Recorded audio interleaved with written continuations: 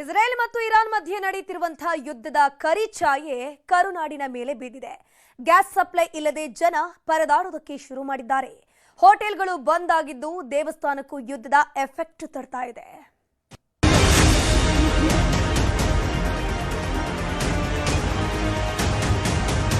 Supply ಇಲ್ಲ ಅಂದ್ರೆ ಅನಿವಾರ್ಯ ಬಂದ್ ಮಾಡಲೇಬೇಕಾಗುತ್ತೆ. ಹೆಚ್ಚು ತೊಂದರೆ ಇರೋದು ಕರ್ನಾಟಕದಲ್ಲಿ. ಹೀಗೆ ಪರಿಸ್ಥಿತಿ ಆದರೆ ಎಲ್ಲ ಹೋಟೆಲ್ಗಳು ಬಂದ್ ಆಗೋ ಚಾನ್ಸಸ್ ಉಂಟು. ಸಿಲಿಂಡರ್ ಬ್ಲಾಕ್ ಅಲ್ಲಿ ತಗೋತೀವಿ ಅಂದ್ರೆ ತುಂಬಾ ರೈಟ್ ಹೇಳ್ತಾ ಇದ್ದಾರೆ. ನಮಗೂ ನಡ್ಸೋದಕ್ಕೆ ಕಷ್ಟ ಆಗ್ತಾ ಐತೆ.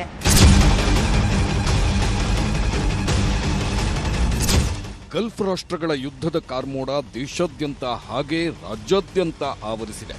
ಹೋಟೆಲ್ಗಳಲ್ಲಿ ಮೆನು ಕಾರ್ಡ್ ಚಿಕ್ಕದಾಗಿದೆ. ಬಂಕ್ಗಳ ಮುಂದೆ ವಾಹನಗಳ ಕ್ಯೂ ದೊಡ್ಡದಾಗಿದೆ. ಏಜೆನ್ಸಿಗಳ ಮುಂದೆ ಜನರ ಕ್ಯೂ ಇದೆ. ಗ್ಯಾಸ್ ಪೂರೈಕೆಯಲ್ಲಿ ಅಭಾವ ಸೃಷ್ಟಿಯಾಗಿದ್ದರಿಂದ ರಾಜ್ಯದ 30% ಹೋಟೆಲ್ಗಳು ಬಂದಾಗುವ ಪರಿಸ್ಥಿತಿ ಬಂದೊದಗಿದೆ. ಅಧಿಕ ಗ್ಯಾಸ್ ಬಳಸಿ ಮಾಡುವ ತಿಂಡಿ ಊಟಕ್ಕೆ ಬ್ರೇಕ್ ಬಿದ್ದಿದೆ.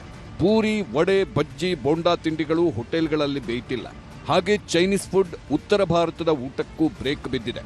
ಗ್ಯಾಸ್ ಬಂದ್ ಮಾಡಿ ಸೌದೆ ಒಲೆ ಬಳಕೆ ಮಾಡಿ ಅಡುಗೆ ಮಾಡೋ ಸ್ಥಿತಿ ಎದುರಾಗಿದೆ. ಕೆಲ ಹೋಟೆಲ್ಗಳು ಸಪ್ಲೈಯರ್ ಸೇರಿದಂತೆ ಸಿಬ್ಬಂದಿಯನ್ನು ಕಟ್ ಮಾಡಿವೆ. ಹಾಗೆ ಹೋಟೆಲ್ನ ಸಿಟ್ಟಿಂಗ್ ಕೆಪಾಸಿಟಿಯನ್ನು ಇಳಿಸಲಾಗಿದೆ. ಅತಿ ಹೆಚ್ಚು ತೊಂದರೆ ಇರೋದು ಕರ್ನಾಟಕದಲ್ಲಿ. ಬೇರೆ ಯಾವ ರಾಜ್ಯದ ಇಷ್ಟು ತೊಂದರೆ ಇಲ್ಲ.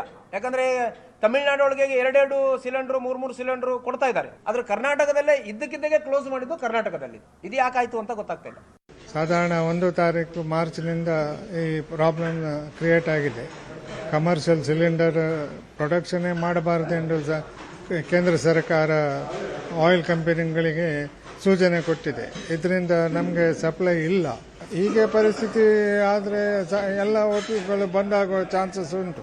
ಸರ್, ನಮ್ಮಲ್ಲೂ ಕಸ್ಟಮರ್ ಎಲ್ಲ ತುಂಬಾ ಮಾಡ್ತಾ ಇದ್ದಾರೆ. ಊಟಕ್ಕೆಲ್ಲ ಕೆಲವೊಂದೆಲ್ಲ ಮೆನು ಎಲ್ಲ ಕಟ್ ಮಾಡ್ತಾ ಇದ್ದೀವಿ. ಸಿಲಿಂಡರ್ ಬ್ಲಾಕ್ ಅಲ್ಲಿ ತಗೋತೀವಿ ಅಂದ್ರೆ ತುಂಬಾ ರೈಟ್ ಹೇಳ್ತಾ ಇದ್ದಾರೆ. ನಮಗೂ ನಡ್ಸೋದಕ್ಕೆ ಕಷ್ಟ ಆಗ್ತಾ ಐತೆ. ಏನ್ ಮಾಡೋದು ಅಂತ ಗೊತ್ತಾಗ್ತಾ ಇಲ್ಲ. ಕಸ್ಟಮರ್ ಎಲ್ಲ ಸ್ವಲ್ಪ ಬೇಜಾರು ಮಾಡ್ಕೊಂಡು ವಾಪಸ್ ಹೋಗ್ತಾ ಇದ್ದಾರೆ. ನಮ್ಮ ಏಜೆನ್ಸಿಗೆ ಫೋನ್ ಮಾಡುವಾಗ ಫೋನೇ ಎತ್ತಾ ಇಲ್ಲ.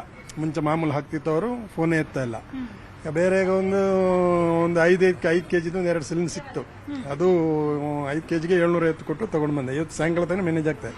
ನಾಳೆಗೆ ನೋಡ್ಬೇಕು, ಏನಾದ್ರು ಏಜೆನ್ಸಿ ಕೊಟ್ಟರೆ ಓಪನ್ ಮಾಡಲಿ, ಇಲ್ಲಾಂದ್ರೆ ಅದು ಏಜೆಂಟ್ ಓಪನ್ ಮಾಡೋದು ಕಷ್ಟ ಆಗ್ತದೆ. ಸರ್, ಮೇನ್ ಪ್ರಾಬ್ಲಮ್ಮು ಎಲ್ರಿಗೂ ಗೊತ್ತಿರಂಗೆ ಸಿಲಿಂಡರ್ದೇ ಪ್ರಾಬ್ಲಮ್. ಯಾಕೆಂದ್ರೆ ಹೋಟೆಲ್ ಡಿಪಾರ್ಟ್ಮೆಂಟ್ ಅಲ್ಲಿ ಸಿಲಿಂಡರ್ ಇಲ್ಲದೆ ಹೋದ್ರೆ ಈಗ ಅಟ್ ಪ್ರೆಸೆಂಟ್ ಸಿಚುವೇಶನ್ ಅಲ್ಲಿ ಸಿಲಿಂಡರ್ ಇದ್ರೇನೆ ಅಡಿಗೆ ಅಥವಾ ಈ ಕಾಫಿ ಟೀಗೂ ನಮ್ಗೆ ಸಿಲಿಂಡರ್ ಬೇಕೇ ಬೇಕು. ಸೊ ಈ ತರ ಆಗೈತೆ. ನಮ್ಮ ಹತ್ರ ಏನ್ ಸ್ಟಾಕ್ ಇತ್ತು ಅದು ನೆನ್ನೆವರೆಗೂ ಆಯ್ತು. ಇವತ್ತು ಬೆಳಿಗ್ಗೆಯಿಂದ ಸಿಲಿಂಡರ್ಗಳಿಲ್ಲ. ಸೊ ಹಾಗಾಗಿ ಎಲ್ಲ ಸ್ಟಾಫ್ ಬಂದಿದ್ದಾರೆ. ಅವ್ರನ್ನ ಹಂಗೆ ಕಳಿಸ್ಬೇಕಲ್ಲ. ಈಗ ಅವ್ರ ಮನೇಲಿದ್ರು ನಾವು ಅದ್ರದ್ದು ಪೇಮೆಂಟ್ ಏನಿದೆ ಅದು ಕೊಡ್ಲೇಬೇಕು. ಬಟ್ ಬಂದಿರೋದ್ರಿಂದ ಕ್ಲೀನಿಂಗ್ ಅಂತ ಒಂದು ಪರ್ಪಸ್ ಮಾಡಿ ಮಾಡಿಸ್ತಾ ಇದೀವಿ. ತುಂಬಾ ಹಿಂಸೆ ಆಯ್ತೈತೆ. ಗ್ಯಾಸ್ ಪೂರೈಕೆಯಾಗದ ಹಿನ್ನೆಲೆಯಲ್ಲಿ ಬೆಂಗಳೂರಿನಲ್ಲಿ ಆಟೋ, ಕ್ಯಾಬ್ ಪ್ರಯಾಣವೂ ದುಸ್ತರವಾಗ್ತಿದೆ. ಗ್ಯಾಸ್ ತುಂಬಿಸಿಕೊಳ್ಳಲು ಬಂಕ್ಗಳ ಮುಂದೆ ವಾಹನಗಳು ಕ್ಯೂ ನಿಂತಿವೆ. ಒಂದು ಕಡೆ ಗ್ಯಾಸ್ ಸಿಕ್ತಿಲ್ಲ, ಇನ್ನೊಂದು ಕಡೆ ಗ್ಯಾಸ್ ಸಿಕ್ಕಿದ್ರೂ ಬೆಲೆ ಜಾಸ್ತಿ ಕೇಳುತ್ತಿದ್ದಾರೆ. ಆಟೋ, ಕಾರುಗಳ ಸಿಎನ್ಜಿ ದರ 1 ಕೆಜಿಗೆ ಈಗ 90 ರೂಪಾಯಿ ಆಗಿದೆ. ನಿನ್ನೆಯಿಂದ LPG ಗ್ಯಾಸ್ ಪೂರೈಕೆ ಆಗುತ್ತಿಲ್ಲ. ಜಾಸ್ತಿ ದುಡ್ಡು ಕೊಡ್ತೇವೆ ಅಂದ್ರೂ ಗ್ಯಾಸ್ ಸಿಗುತ್ತಿಲ್ಲ. ಬೆಂಗಳೂರಿನ ಕೆಲ ಗ್ಯಾಸ್ ಬಂಕ್ಗಳು ಬಂದಾಗಿವೆ. ಆಟೋ, ಕ್ಯಾಬ್ ನಂಬಿರುವ ಚಾಲಕರಿಗೆ ಸಂಕಷ್ಟ ಎದುರಾಗಿದೆ. ನಮಗೆ ಸ್ಟಾಕ್ ಬರ್ತಾ ಇಲ್ಲ ಸರ್. ಅಲ್ಲಿ ಇರಾನ್ ಇಸ್ರೇಲ್ ಯುದ್ಧ ಆಗಿರೋದ್ರಿಂದ ನಮ್ಮ ಪ್ಲಾಂಟಿಗೆ ಗ್ಯಾಸ್ ಸಪ್ಲೈ ಆಗ್ತಾ ಇದೆ ಅಂತ. ಆದರೂ ಕಮ್ಮಿ ಪ್ರಮಾಣದಲ್ಲಿ ಬರ್ತಾ ಇದೆ. ಹಾಗಾಗಿ ಅವರು ನಮ್ಮವರೆಲ್ಲ ಕಡೆ ಎಲ್ಲ ಬಂಕ್ ಇದೆಯಲ್ಲ, ಸ್ವಲ್ಪ ಕೊಡ್ತಾ ಇದ್ದಾರೆ. ಹಾಗಾಗಿ ಈ ಥರ ಪ್ರಾಬ್ಲಮ್ ಆಗಿದೆ ಸರ್. ಅದರಲ್ಲಿ ರೇಟ್ ಜಾಸ್ತಿ ಬೇರೆ ಆಗಿದೆ. ಅಲ್ಲಿ ಏನು ಪ್ರೈಸ್ ಇರುತ್ತೋ ಅದ್ರ ಮೇಲೆ ಇದು ಮಾಡಿದ್ದಾರೆ. ಅದರಿಂದ ಆಟೋದವರಿಗೆ ಸಮಸ್ಯೆ ಆಗಿದೆ. ಆಗುತ್ತೆ ಸರ್, 1 or 2 days ಬಗೆಹರಿಯುತ್ತೆ. ಬಟ್ ಅವರು ಕೋಆಪರೇಟ್ ಮಾಡಬೇಕು. ಬಂಕ್ನವ್ರಿಗೂ ಅವರು ಕೋಆಪರೇಟ್ ಮಾಡಬೇಕು. ಅವ್ರು ಕೋಆಪರೇಟ್ ಮಾಡೋ ಪೇಷನ್ಸ್ ಇಲ್ಲ ಅವ್ರಿಗೆ. ನಾವೇನೋ ತಗೊಂಡು ಅವ್ರ ಮನೆ ಖರೀದಿ ಮಾಡಿರೋ ತರ ಅವರುಗಳು ಆಡ್ತಾರೆ. ದರಗಳು ನಿಗದಿ ಆಗಿರ್ಬೇಕಾದದ್ದು ಇಲ್ಲಿ ಇವ್ರು ನಮ್ಮನ್ನು ಲೂಟಿ ಮಾಡ್ತಾವ್ರೆ. ಚಾಲಕರುಗಳು ಗ್ರಾಹಕರುಗಳನ್ನ ಲೂಟಿ ಮಾಡ್ತಾವ್ರೆ. ಗ್ರಾಹಕರುಗಳು ನಮ್ಮನ್ನು ಲೂಟಿ ಮಾಡ್ಕೊಂಡು ನಮ್ಮನ್ನು ಕಂಪ್ನಿಗಳಿಗೆ ಕೊಡ್ತಾ ಇದೀವಿ, ಅಷ್ಟೇ ವ್ಯತ್ಯಾಸ. ಈಗ ಇಂಥ ಬಂಕ್ಗಳು ಎನ್ಕ್ಯಾಶ್ ಮಾಡ್ಕೊಂಡು ಇವತ್ತು 85 ರೂಪಾಯಿ ಗ್ಯಾಸ್ ಮಾಡ್ಕೊಂಡು ಚಾಲಕರುಗಳನ್ನ ಲೂಟಿ ಮಾಡ್ತಿರೋದ್ರಿಂದ ಈಗ 10 ಜನದ ಒಗ್ಗಟ್ಟು ಏನು ಅಂತಕ್ಕಂಥದ್ದನ್ನ ಇಲ್ಲಿ ತೋರಿಸಿದ್ವಿ. ಹಾಗೆ ಸರ್ಕಾರಗಳು ಕೂಡ ಮಧ್ಯಸ್ಥಿಕೆಯನ್ನು ವಹಿಸಿಕೊಂಡು ಆದಷ್ಟು ದರ ನಿಗದಿಪಡಿಸೋದ್ರ ಬಗ್ಗೆ ಬಡವರನ್ನ ನೋಡಬೇಕು ಅಂತೇಳಿ ನಾನು ಸರ್ಕಾರಕ್ಕೆ ಕಣ್ತರ್ ನೋಡ್ಬೇಕು. ಮಿನಿಮಮ್ 36 ರೂಪಾಯಿ, ಕಿಲೋಮೀಟರ್ಗೆ 18 ರೂಪಾಯಿ ಇದೆ. ಇನ್ನು ಮಾಮೂಲಿ ಅಗ್ರಿಗೇಟರ್ ಕಂಪನಿಗಳಲ್ಲೆಲ್ಲವೂ ಕೂಡ ಇನ್ನೇನು ಮಾಮೂಲಿ ಇದ್ದೇ ಇರುತ್ತೆ. ಈಗ ಇವ್ರು ಹೇಳೋ ಲೆಕ್ಕಾಚಾರ ನೋಡ್ಕೊಂಡ್ರೆ ಬೇರೆ ಎಲ್ಲೋ ಯುದ್ಧ ಆಗ್ತಾ ಇರೋದಕ್ಕೆ ಭಾರತದ ಬಡಜನದ ಆಟೋ ಚಾಲಕರುಗಳ ಮೇಲೆ ಸಂಪೂರ್ಣವಾಗಿ ಹೊರೆಯನ್ನು ಹಾಕಿ ಇವ್ರನ್ನೆಲ್ಲ ಮುಂದೆ ಮಲಗಿಸ್ತಾರೆ ಅಂತ ಅನ್ಸುತ್ತೆ. ಸರ್ಕಾರ ಮಧ್ಯಸ್ಥಿಕೆಯನ್ನು ವಹಿಸ್ಕೊಳ್ಳಿಲ್ಲ ಅಂದ್ರೆ ಏನ್ ಮಾಡೋದು ಹೇಳಿ. ಜೀವನ ಬಹಳ ಕಷ್ಟಕ್ಕೆ ಬಂದ್ಬಿಟ್ಟೆ. ಕೆಲ್ಸಕ್ಕೆ ಹೋದ್ರೆ 15 ವಾಚ್ಮ್ಯಾನ್ ಕೆಲಸಕ್ಕೆ 12,000 ಸಂಬಳ ಕೊಡ್ತಾರೆ. ಹೆಂಗ್ ಮಾಡೋ ಜೀವನ? ಬಾಡಿಗೆ ಕಟ್ಟೋದು, ಮಕ್ಕಳು ಓದಿಸೋದು ಹೆಂಗ್ ಮಾಡೋದು? ಬೇಡ ಸರ್, ಜೀವನ ಬೆಂಗಳೂರು ಜೀವನ ಯಾವತ್ತೂ ಹಿಂಗೆ ಆಗಿರಲಿಲ್ಲ. ಈ ಸರಿ ಅಂತೂ ಬಹಳ ಅಧ್ವಾನ ಆಗ್ಬಿಟ್ಟಿದೆ, ಏನು ಅಂತಾನು ಗೊತ್ತಾಗ್ತಾ ಇಲ್ಲ. ಸುಮಾರು ಕಡೆ ಎಷ್ಟು 5-6 ಬ್ಲಾಕ್ ಎಲ್ಲ ಬಂದ್ ಆಗಲ್ಲ. ಹಿಂಗಾದ್ರೆ ಕಷ್ಟ ಆಯ್ತು. ಬೆಲೆ ಐತೆ, ಬೆಲೆನೂ ಜಾಸ್ತಿ ಆಯ್ತು. ಬೆಲೆ ಆದ್ರೂ ಆಗ್ಲಿ ಏನೋ ಹಾಕೊಂಡಾರ್ದು ಮನ್ಗೋಗಿ ಸೇರ್ಕೊಳ್ಳೋಣ ಅಂದ್ರೆ ಹೋಗಕ್ಕೆ ಆತಲ್ಲ. ಗ್ಯಾಸೇ ಖಾಲಿ ಆಗೈತೆ, ಅಲ್ಲೇ ನಿಂತಿದ್ದೀನಿ ಸುಮ್ಮನೆ ಅವಲಿಂದಲ್ಲ. ಏನ್ ಮಾಡೋದು? ತುಂಬಾ ಕಷ್ಟ ಆಗುತ್ತೆ ಸರ್, ಬಹಳ ಕಷ್ಟ ಆಗುತ್ತೆ. ಯಾಕಂದ್ರೆ ಹಬ್ಬ ಬೇರೆ ಬರ್ತಾ ಇದೆ. ಏನ್ ಮಾಡೋಣ ಹೇಳಿ, ವರ್ಷಕ್ಕೊಂದು ನಮ್ಗೆ ಯುಗಾದಿ, ಹೊಸ ವರ್ಷ. ಈಗ ಏನ್ ಮಾಡೋದು? ಪಾಪ ಸಾಬ್ರಿಗೆ ರಂಜಾನ್ ಬರ್ತಾ ಇದೆ, ಅವ್ರ ಹೆಂಗೆ ಜೀವನ ಮಾಡೋದು? ನಿಜವಾಗ್ಲೂ ತುಂಬಾ ಕಷ್ಟ ಆಗುತ್ತೆ. ದಯವಿಟ್ಟು ಇದಕ್ಕೇನಾದ್ರೂ ನಮ್ಗೊಂದು ಸಹಾಯ ಮಾಡ್ಬೇಕಂತ ಕೇಳ್ಕೊಂತ ಇದ್ದೀನಿ.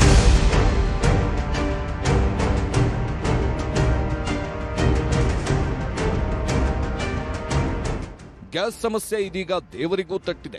ರಾಜ್ಯದ ಪ್ರಮುಖ ದೇವಸ್ಥಾನಗಳ ದಾಸೋಹ ಭವನಕ್ಕೆ ಗ್ಯಾಸ್ ಪೂರೈಕೆ ಆಗದಿರುವುದು ಆತಂಕ ತಂದೊಡ್ಡಿದೆ.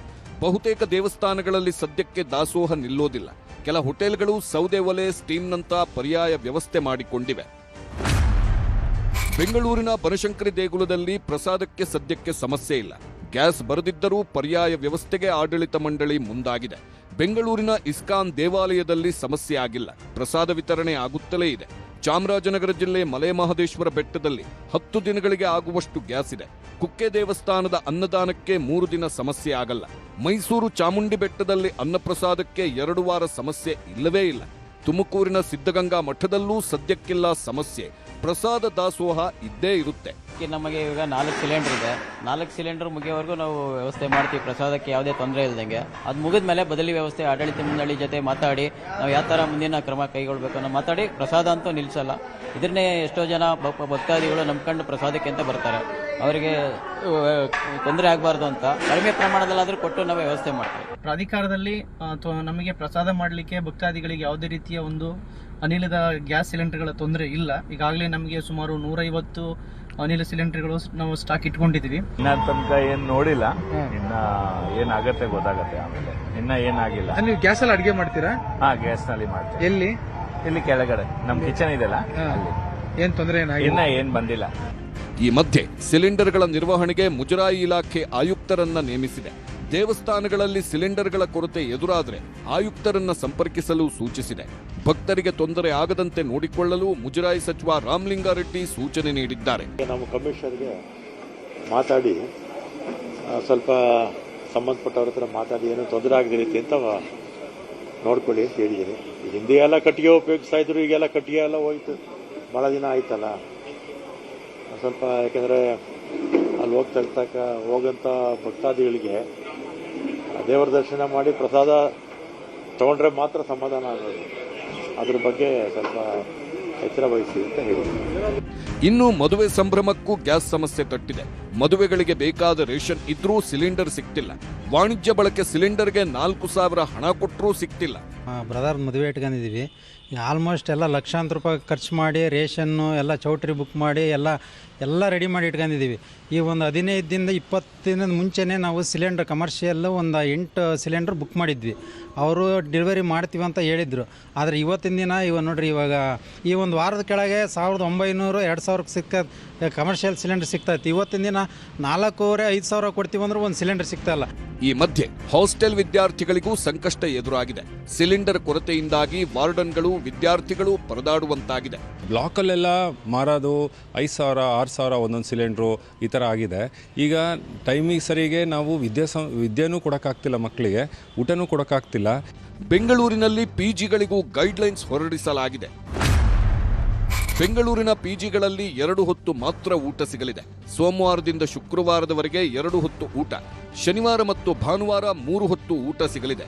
ದೋಸೆ, ಪೂರಿ, ಚಪಾತಿ ಇತರೆ ಪದಾರ್ಥಗಳಿಗೆ ಬ್ರೇಕ್ ಹಾಕಲಾಗಿದೆ. 20 ಲೀಟರ್ ಎಲೆಕ್ಟ್ರಿಕ್ ರೈಸ್ ಕುಕ್ಕರ್ ಬಳಸಲು ಸಲಹೆ ನೀಡಲಾಗಿದೆ. ಇನ್ನು ಗ್ಯಾಸ್ ಅಭಾವದ ಸಮಸ್ಯೆ ಆಸ್ಪತ್ರೆಗಳನ್ನು ಕಾಡಿದೆ.